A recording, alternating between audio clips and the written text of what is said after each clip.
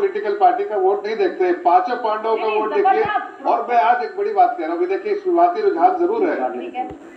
जफर साहब ये इसलिए इम्पोर्टेंट मैं तो है, कह रहा हूँ कि आज एक इम्पोर्टेंट बात कह रहा हूँ, क्योंकि महाराष्ट्र में जब ऐसे मेरी बात आए खत्म करूंगा, इसमें इतना थे कह रहा हूँ कि देखिए वहां पर एकनाथ शिंदे हट गए थे, देवेंद्र फडणवीस आगे आ गए थे, इसीलिए हर दल के लिए उसके आंकड़े कितने इंपॉर्टेंट होते हैं तो बिल्कुल साफ है। अब आप बोलिए अपनी बात रखिए।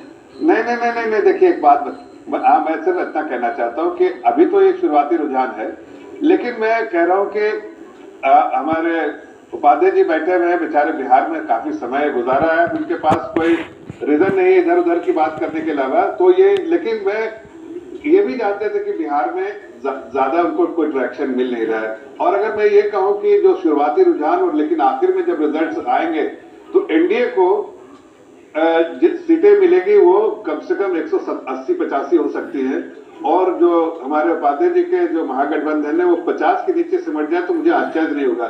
लेकिन जमीन पे जब आप काम कर रहे थे तो कहीं नहीं ऐसा दिख रहा था, कहीं भी ऐसा कि कोई भी एंटी इनकम्बेंसी जैसी चीज है, प्रो इनकम्बेंसी दिख रही थी, लोगों का बिल्कुल डर था जंगल राज की तरफ, और ये जो मुद्दे उठा रहे थे वो सब लोगों को गुमराह करने वाले मुद्दे थे, और जनता समझती है। इसलिए मुझे लगता है कि जो विकास चाहती है जनता, जो विश्वास दिखाया है, अजय जी से पूछ लेते हैं। अजय जी वो कह रहे हैं कि फाइनल आंकड़ों में तो आप 50 तक सिमट जाए तो हैरानी नहीं होगी, हालांकि आप लोगों का जो नंबर है वो वहीं तक पहुंच रहा है जहां पिछली बार तो 16 पर आप लोग आगे दिख रहे हैं।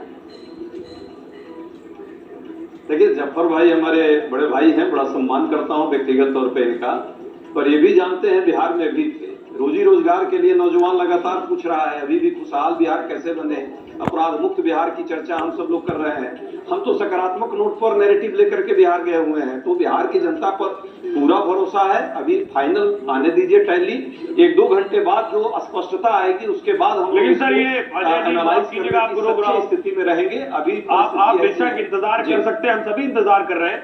160 पर एनडीए है और 80-79 पर महागठबंधन है। एक बात तो साफ है, जो मुद्दे आप उठा रहे थे, राहुल गांधी जो मुद्दे उठा रहे थे, बिहार की जनता उन मुद्दों के साथ जाती नहीं दिख रही इन रुझानों। मैं एक सवाल करूं क्या इनसे? कौन नहीं चाहता है पलायन से मुक्ति, कौन नहीं चाहता है महिला सुरक्षा, कौन नहीं चाहता है? यही मुद्दे हम उठा रहे हैं, आज भी हम वही मुद्दा है हमारे लिए।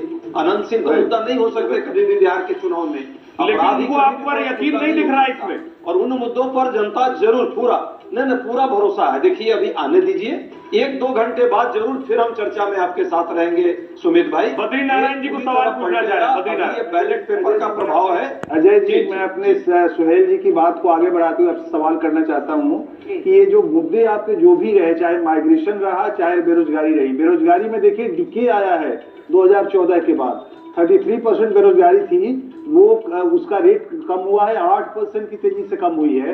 बाद में 23 के बाद जब ये कोरोना आया तब 3% की दर से कम हुई है। सर मैं कह रहा हूँ कि बेरोजगारी है, पलायन का मुद्दा, सारे मुद्दे हैं, लेकिन महागठबंधन की बातों पर यकीन नहीं हुआ उन्हें।